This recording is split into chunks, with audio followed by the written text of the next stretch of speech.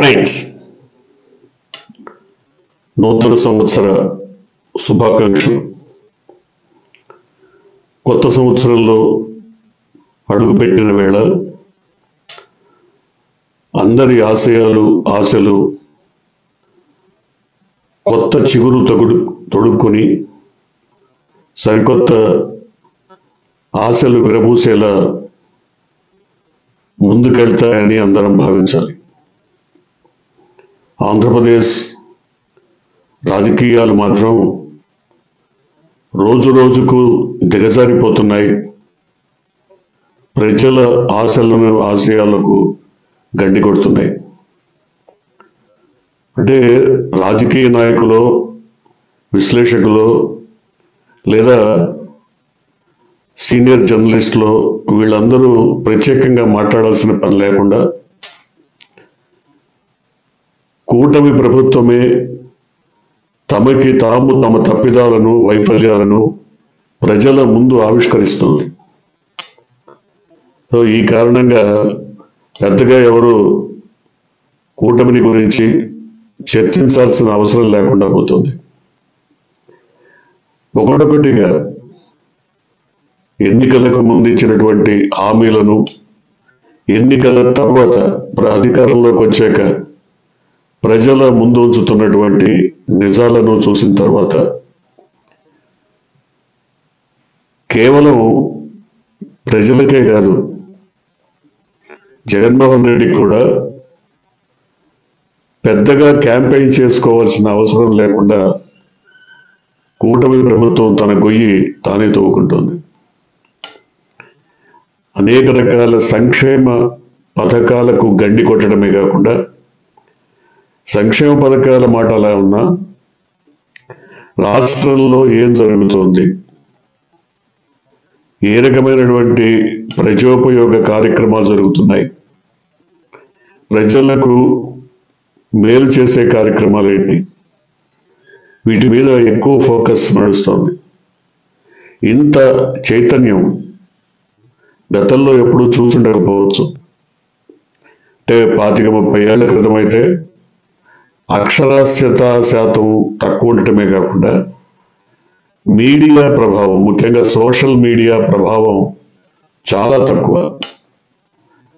అంటే ఇవాల్టి వార్త ఎల్లుండి పత్రికలో వస్తేదాన్ని చదువుకొని ఓహో ఇదా విషయం అని తెలుసుకునే పరిస్థితి, అంటే 3వ రోజు.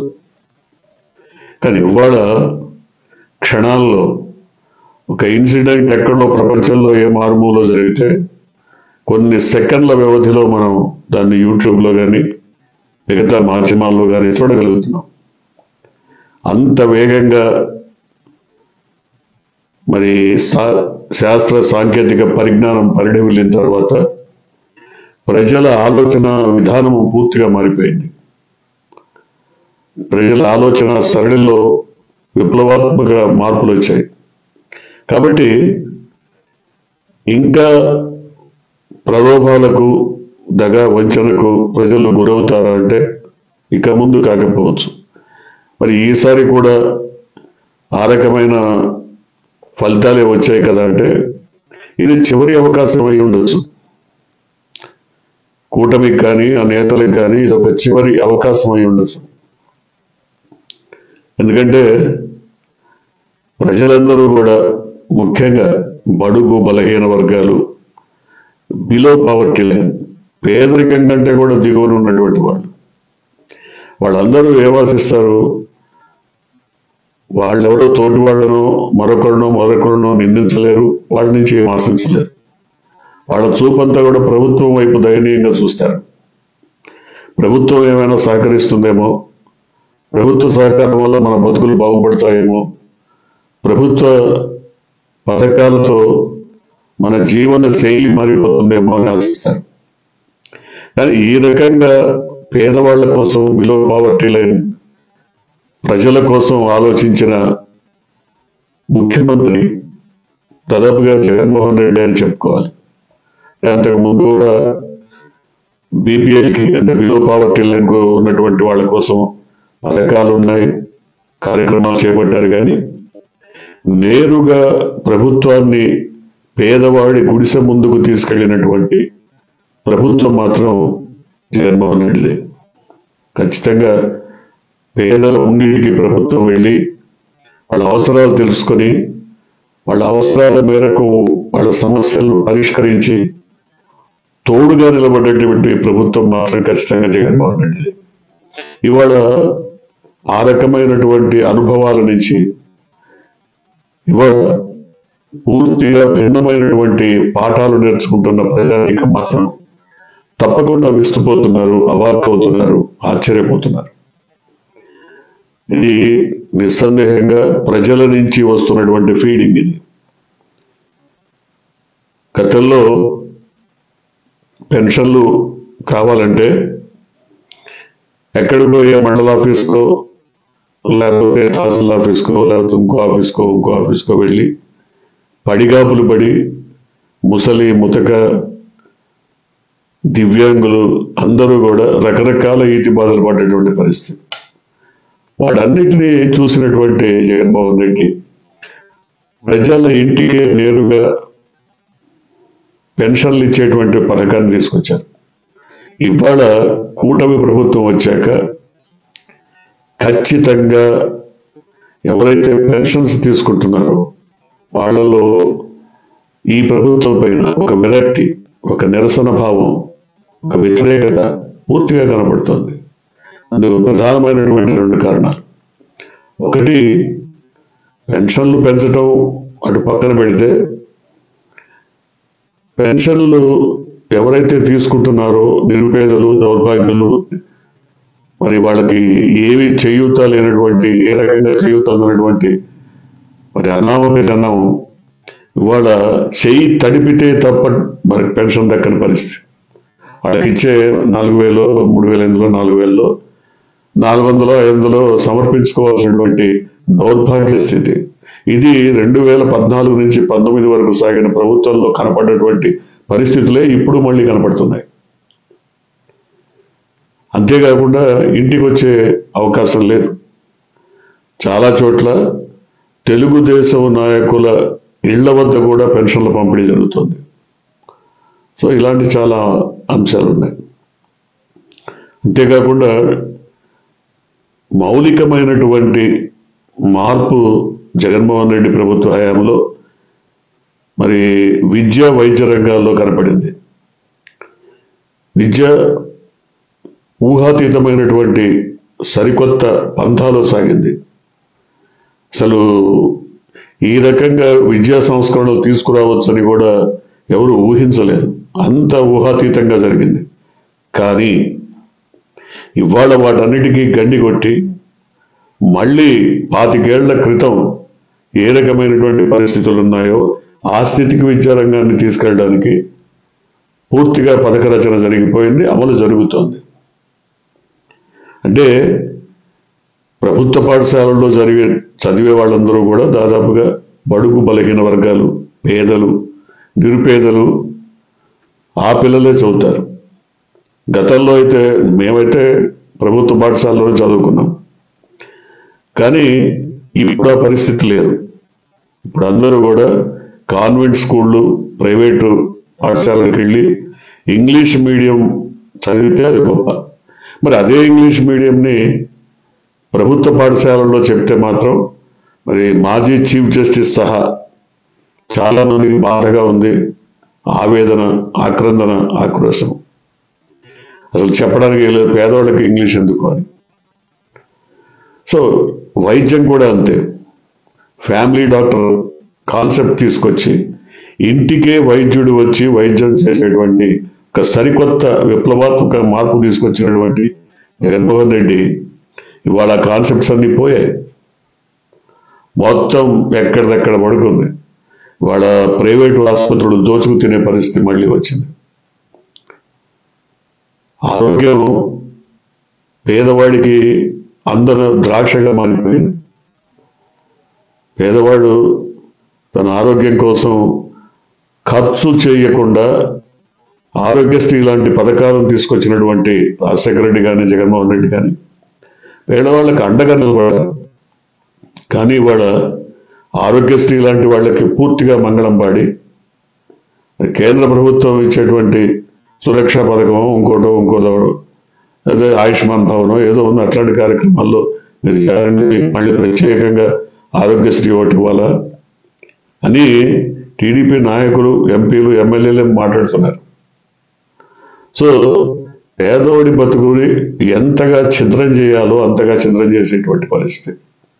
అయితే 24 ఎన్నికల్లో ఎందుకని పేదలు అటువైపు మొగ్గు చూపారు అన్నప్పుడు, జగన్మోహన్ రెడ్డి ఒక్కడిగా ఒంటరి పోరాటం సాగించారు ఎన్నికల్లో. ఆయన టీం అంతా కూడా చల్లా చెదరైపోయి కక్కలా వికలమైపోయింది. 80 మందిని సిట్టింగ్ ఎమ్మెల్యేలను ఆయన మార్చడం జరిగింది. ఇక్కడ వాళ్ళని అక్కడ వాళ్ళని ఇక్కడ. అది కూడా ఎన్నికలకు వారం 10 రోజుల ముందు కూడా మార్పులు చేర్పులు చేశారు. సో వాళ్ళు అక్కడ వెళ్ళి కుదురుకొని ప్రచారం చేసి ప్రజల్లో మమేకమై ఓట్లు తీసుకోవడం చాలా కష్టమైపోయింది. అంతేకాకుండా కార్యకర్తలకు, ప్రభుత్వానికి, పార్టీకి మధ్య విపరీతమైన గ్యాప్ వచ్చింది. అదీ కాకుండా నాయకులకు, ప్రజలకు నేరుగా సంబంధాలు తెగిపోయి వాలంటీర్లు సంధానకర్తలుగా మారిపోయారు. ఇలాంటి అనేక అంశాలు ఓటమికి కారణాలు అయ్యాయి. తద్వారా ఒక గుణపాఠం మాత్రం వైసీపీ నేర్చుకుంది, ఒక చారిత్రాత్మక గుణపాఠం నేర్చుకుంది. ఎందుకంటే ఘోర పరాజయం అయితే, ఇంతగా పరాజయం చెందిన, ఇంత పరాభవం జరిగిన నేషనల్ మీడియా కూడా జగన్మోహన్ రెడ్డి విషయంలో ఎందుకంత ఒక హీరో ఇమేజ్ని ఆయన కల్పించింది అన్నప్పుడు, ఇక్కడ జగన్మోహన్ రెడ్డిని ఒంటరిగా ఎదుర్కోవడానికి 3 పార్టీలు ముచ్చటగా కలిసి కసరత్తు చేసి ఉమ్మడి దాడి చేయటం ప్రత్యేకంగా చెప్పుకోవాల్సిన విషయం. ఒక్కడిగా పోటీ చేసి 151 స్థానాలు సాధిస్తే, ఇవాళ 3 పార్టీలు కలిసి 164 స్థానాలు సాధించాయి. ఈ మూడిట్లో మేజర్ పార్టీ అయినటువంటి తెలుగుదేశం కూడా ఆ 151 స్థానాల రికార్డును బద్దలు చేయలేకపోయింది. అంటే ఏ రకంగా చూసినా జగన్మోహన్ రెడ్డి అనేక రికార్డులు నెలకొల్పారు. వాటిని అధిగమించటం మాత్రం ఇప్పట్లో ఎవరి వల్ల కాదని దాదాపుగా అర్థమైపోయింది. అందుకని నేషనల్ మీడియా కూడా ఆయన ఒక హీరోగా గుర్తించినటువంటి పరిస్థితి. ఇప్పుడు ఎన్నికలు వస్తే ఏం జరుగుతుంది, ఏం జరగబోతుంది అన్నది అందరికీ తెలుసు, అన్ని వర్గాలకి తెలుసు. కాబట్టి జమిలీ ఎన్నికల గుబులు తెలుగుదేశాన్ని, జనసేన, బీజేపీలను వెన్నాడుతున్నా మేకపోతు గాంభీర్యమే ప్రదర్శిస్తున్నారు. ప్రజలందరూ కూడా ఏమనుకుంటున్నారు, ఎందుకింత యావగింపు అన్నప్పుడు 2 ప్రధానమైనటువంటి విషయాలు చెప్పుకోవాలి. కూటమి ప్రభుత్వ ప్రధాన లక్ష్యం, ఏకైక ఆశయం, వారి దృష్టి కేంద్రీకరించింది అమరావతి మీద. రాష్ట్రంలో ఉన్నటువంటి వనరులన్నీ కుమ్మరించైనా సరే అక్కడ కట్టాలి. తద్వారా అక్కడ 4 లక్షలు 5 లక్షలు ఉన్న ఎకరం 4 కోట్లు 5 కోట్లు పలకాలి. ఆ స్థానికంగా ఉన్న 29 గ్రామాల ప్రజలు బాగుపడాలి. సో ఆ 29 గ్రామాల ప్రజల చలవ వల్ల కొంతమంది నాయకులు కోటీశ్వరులుగా మారిపోవాలి. ఇది కాన్సెప్ట్. అయితే పోలవరం లాంటి ప్రాజెక్టుని ఇన్నేళ్లుగా పూర్తి చేయలేనటువంటి ఈ నాయకులు, ఇదే కూటమి నేతలు ఇప్పుడు కొత్తగా మనకచెర్ల మరొకటి కడతాం, రాయలసీమ నీళ్ళు ఇస్తాం, 80,000 కోట్లు ఖర్చు చేస్తాం. ఎక్కడి నుంచి తీసుకొస్తారండి? డబ్బులు లేవు కదా మీకు. ఈ 7 నెలల కాలంలోనే మొత్తం అటు ఇటుగా దాదాపు 80 నుంచి 90,000 కోట్లు, దాదాపు 1,00,000 కోట్లు అని చెప్తున్నారు. 1,00,000 కోట్లు అప్పు చేశారు. 6 నెలలకే 1,00,000 కోట్లు అంటే 5 ఏళ్లకి ఎంత చేయాలి? సో ఇట్లా మీరు ఎక్కడి నుంచి తీసుకొస్తారంటే ప్రైవేట్ వాళ్ళకి ఇచ్చేస్తాం. చాలా సింపుల్ గా చెప్తున్నారు ముఖ్యమంత్రి. ఆయన 95లో అధికారంలోకి వచ్చాక 2004 లోపు ఆయన దిగిపోయే లోపు 54 పైగా ప్రభుత్వ రంగ కంపెనీలను కారు చౌకగా పప్పు బెల్లాలకు అమ్మేశాడు ఆయన ప్రైవేట్ వాళ్ళకి. ప్రభుత్వం ఎంతో ప్రతిష్టాత్మకంగా ఏర్పాటు చేసినటువంటి సంస్థలు అనేక ఉన్నాయి దాంట్లో. సో ఇప్పుడు కూడా అదే జరుగుతుంది. ప్రాజెక్టుల్ని ప్రైవేట్ వాళ్ళకి అప్పగించే మరి సరికొత్త విప్లవాత్మకమైనటువంటి విజనరీ ఆయన. కాబట్టి రోడ్లను ఇస్తాడు, ప్రాజెక్టులను ఇస్తాడు, పరిశ్రమలను ఇస్తాడు, స్కూళ్ళని ఇస్తాడు, పోర్టులు ఇచ్చేస్తాడు. ఏది కనపడితే అది కావాలంటే ఇచ్చేయగల ధీరోదాత్తమైనటువంటి ముఖ్యమంత్రి. కాబట్టి మరి ప్రజల భవిష్యత్తు అగమ్య గోచరం అయిపోయి ఇప్పుడు ఎవరో వాళ్ళని ఎడ్యుకేట్ చేయాల్సినటువంటి పరిస్థితి లేదు, ఎడ్యుకేట్ చేయాల్సిన అవసరమే లేదు.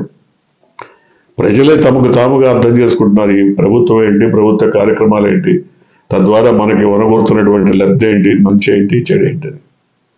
సో 25 సంవత్సరాల్లో అయినా హామీలు నెరవేర్చి ప్రజలకి ప్రభుత్వం బాసటగా అండగా నిలుస్తుందని భావిద్దాం.